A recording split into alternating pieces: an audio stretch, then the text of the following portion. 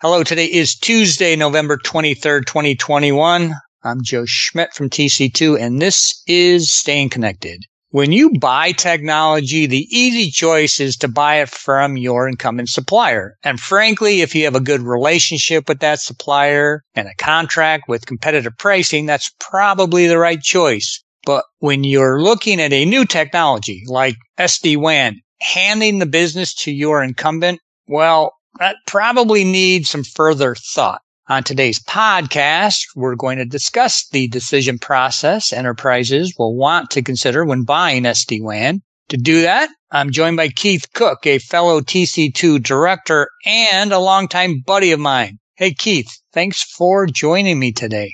Oh, you're welcome, Joe, and thank you. You're right about that. We have been friends and colleagues for a long time. We both have war stories about our clients' decision process for buying new network technologies, like MPLS or SIP trunking, back when those were new and the next big thing.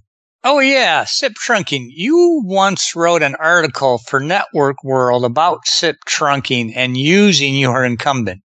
Joe, it's crazy that you remember that. It was almost a decade ago, back in 2013. I wrote an article in Network World called Don't Just Blindly Buy SIP Trunking Service from Your Incumbent Telecom Provider. And now, even though SD-WAN is becoming mainstream, I still see some clients making a similar mistake, or at least they're tempted to.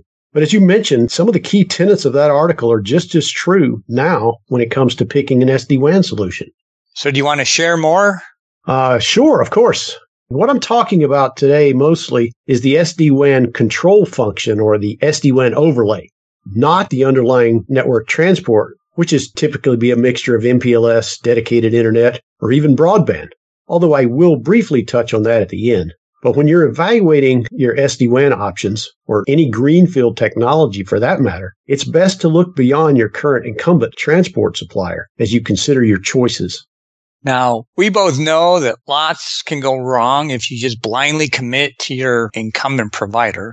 That's absolutely right, Joe. If you don't look beyond your incumbent and without doing proper due diligence, I can almost guarantee several things. You may not obtain the best fit software overlay for your specific needs. You'll end up with suboptimal commercial terms. You will get less robust SLAs if you get any SLAs at all. And sadly, you'll probably pay more than you should.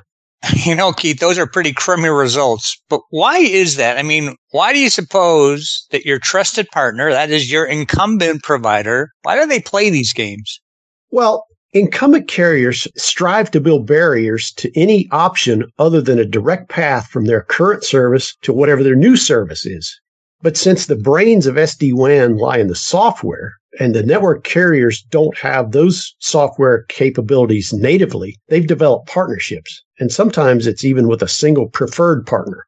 That partner may not be the best option for your organization's unique and individual needs. And there are a new range of SD-WAN managed service providers who may provide a more responsive and better support or a lower cost service model. Okay, so what is best practice for buying the SD-WAN solution? Well, you should drive your sourcing process by starting with a detailed assessment of your requirements. And all your requirements should be considered, not just those related to the technical solution. Some other examples are what type of service delivery model do you require? What type of funding for the upfront cost? Is it going to be one-time CapEx or amortized OpEx? Because there are upfront costs. Do you need a managed service? Or will your organization manage the solution itself? Ideally, the sourcing will be done via a competitive process. Think RFP. But if RFP is not possible and you do intend to sole source via directed negotiations, I recommend obtaining assistance to both help you explore the service alternatives and then with the subsequent negotiations with whomever you select. Also, competitively source the transport underlay services, or at least have multiple options for those. The pricing of internet services varies greatly, and particularly with broadband services for any given site. And Joe, I know that you've covered best practices on sourcing technology on previous podcasts, so I won't go into detail there, but just know that a competitive procurement is almost always the best way to go. Yeah, it sure is. So, Keith, do you have any final thoughts? I guess I'd summarize by saying that while it may be tempting to simply default to an SD-WAN solution that is advocated by your incumbent supplier, I encourage you to do the proper due diligence. Your move to SD-WAN is a key milestone along the arc of your enterprise's network lifecycle, and it's one that you simply must get right. Finally, please understand this. I'm not saying never award your incumbent, but just make sure you make them earn your business and do what's best for you, not them. Ensure you know all your options. Your sourcing efforts will be compromised if you don't look beyond your incumbent, or for that matter, if you give any particular supplier an inside track to your business. It requires a bit more work on your part, but it's well worth it. Okay, thank you, Keith. I like this type of podcast. Short, but packed with tons of useful information.